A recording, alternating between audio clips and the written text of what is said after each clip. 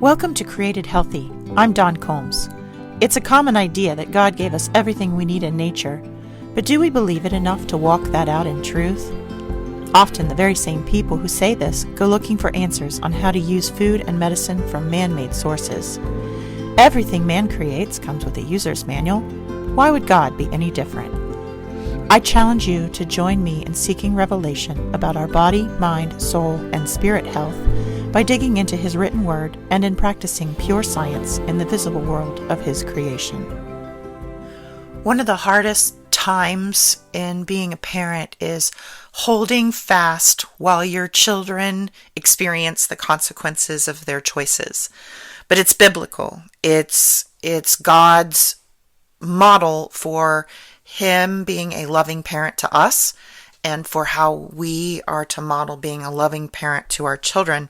And it's kind of a foundational thing for us to learn, whether we become a parent or not, this understanding this relationship of a loving Father God and how He maintains His household. So we're getting into this here in Deuteronomy 32 through 34. Now we just came through Deuteronomy 31, and he knows that his time to die is coming. He knows that he's no longer going to be this father figure to the Israelites, a father figure on earth, if you will. And he's just passed over that responsibility to Joshua in 31. And in kind of coming to a close and wrapping things up and making sure everything's taken care of, God tells him that he needs to write a song specifically for the Israelites to be singing it on as a habit, to sing it all the time, because at some point that song is going to be a witness to them and wake them up. Because he knows that when they have eaten and are satisfied, and when they become prosperous, he's saying that that's what's going to happen when they go over into the land of Canaan. He knows that they will turn away and break the covenant that Moses is repeating over and over to them that they need to follow, because God is a loving Father and expects you to follow His rules. And if you don't, there are consequences. So he knows that the people are going to become very comfortable, and they're going to be very prosperous, and the rain is going to fall from the sky, and their crops are going to come up, and their wealth is going to increase, and they're not going to have threats, and they're going to break their commandments and their covenants, and they're going to serve other gods. And so Moses is here in 32 through 34. Moses is composing this song. He's putting it together, and one of the main things that leaps out here to me is that he talks about, I will make them jealous with those who are not a people. I will provoke them to anger with a foolish nation. So at some point they're going to break their covenant, and they're going to have to watch other people get the blessings that they're not, that aren't the quote unquote chosen people. And in 37, it says, where are their gods? The rock in which they sought refuge, who ate the fat of their sacrifices. Let them rise up and help you. Let them be your hiding place. So, in essence, you put your faith in these other gods. And this is a song that's going to remind them when they start to realize that bad things are happening. You put your faith in other things other than God. And I, as a loving God, warned you. I told you all my loving commandments for you to follow to prosper, and you chose to go another way, and you put your faith somewhere else, and now you're going to have to look to those spaces to save you. You're going to have to look to that rock to hide in. You're going to have to look to that area for solutions, because not that I don't love you anymore, and not that I no longer exist in your world, but I have, as a good parent, allowed you to make your own decisions, and now I am allowing that you must feel the consequences of those actions. This is a big deal. I had a pastor friend once word Deuteronomy 31 as, you know, when you go over into this new land, we're about to cross over the Jordan, and over there are a whole lot of really cool, sparkly, exciting gods that you can follow. And everybody's going to be doing it. It's going to be the popular thing, and you're going to want to be in the group. So you're going to wind up, you could choose to follow those gods. But if you do, I'm going to abandon you to them. I am abandoning you to your choices. This is hard to wrap our minds around, because I think a lot of us that are parents, I see a lot of parents that don't allow their kids to fall and fail and suffer as a result of their choices. It may be just something as simple as, I am laying down this rule, and if you don't clean your room by 5 o'clock, there won't be any dessert. And when dessert comes, when dinner comes and the room isn't clean, many parents don't want the fight. They don't want to go through the agony that they're going to have to go through to stand firm.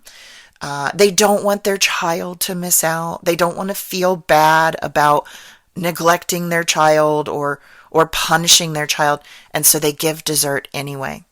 And the harm that does to a child is that there were very real rules laid out with consequences. And those rules and consequences were in place in a loving manner, not for control, but because having a clean room is safer, it's cleaner, it's healthier. There are many, many reasons for laying down that rule.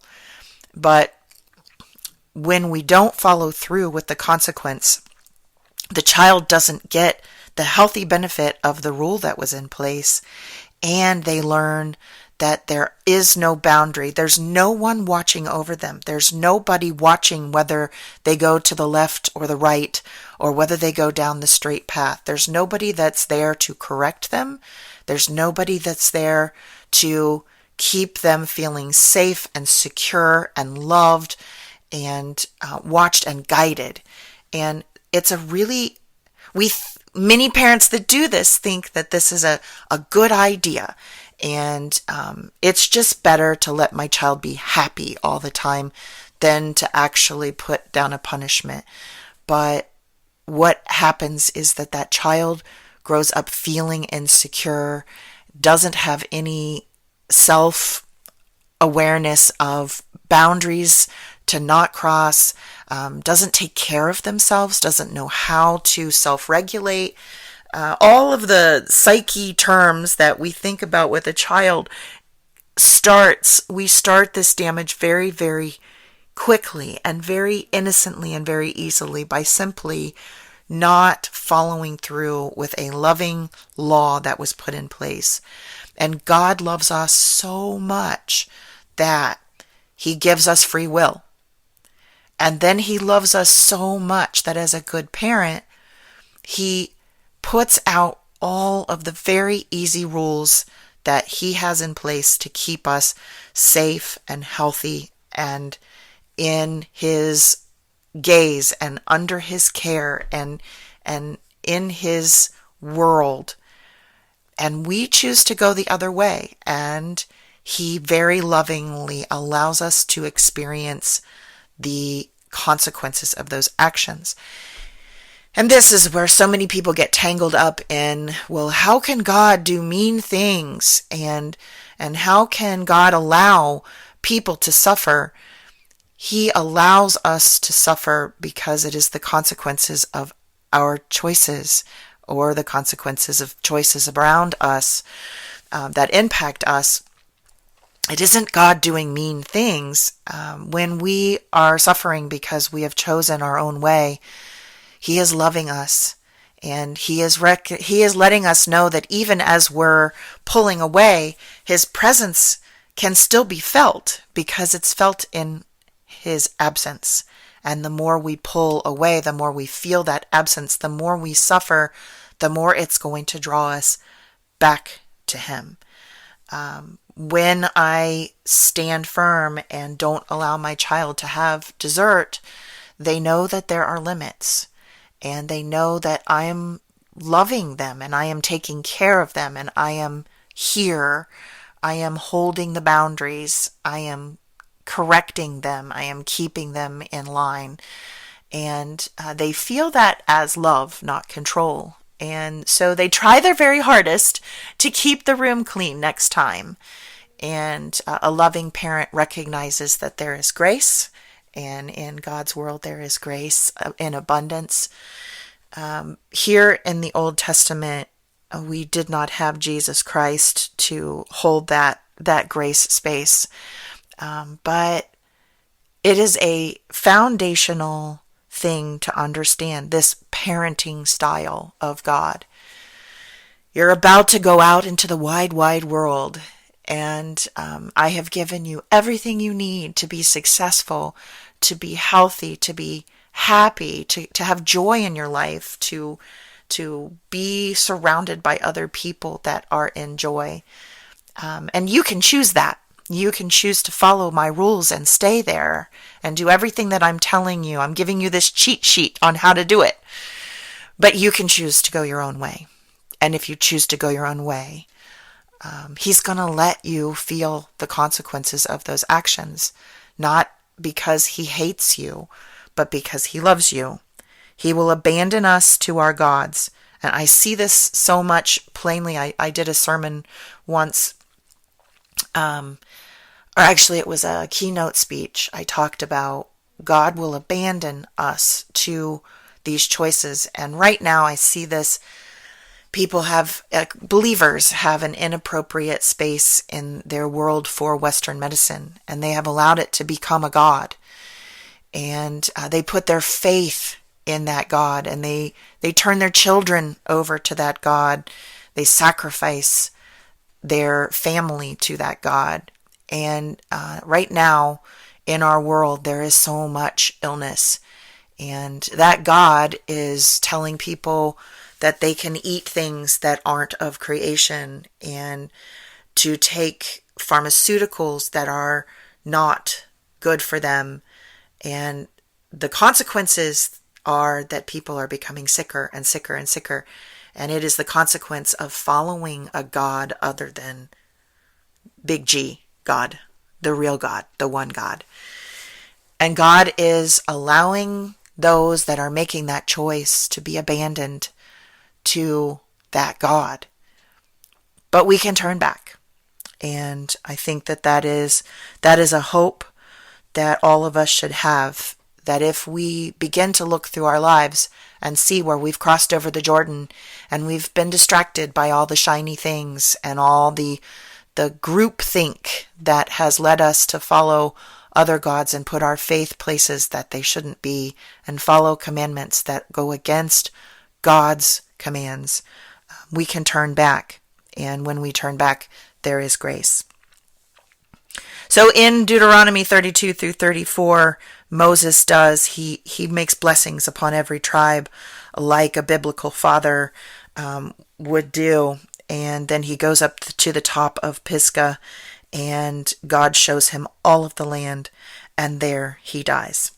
And Joshua is then filled with the spirit of wisdom and steps into the role of Moses and becomes that father figure for the tribe again here on earth. I pray that God is blessing you today. I pray that He blessed you with parents that followed this model, or is blessing you with the strength to follow this model with your own children. But at the very least, an understanding that this is how God parents us. He is loving you enough to abandon you to your choices if those choices are away from Him. Because in the end, the hope is that feeling, that consequence will draw you back to Him. I pray that you are blessed today, and that you come and spend some more time with me on another day. Thanks for listening. If you enjoyed this episode, please subscribe and share with a friend. And I'm always interested in hearing what God is laying on your heart.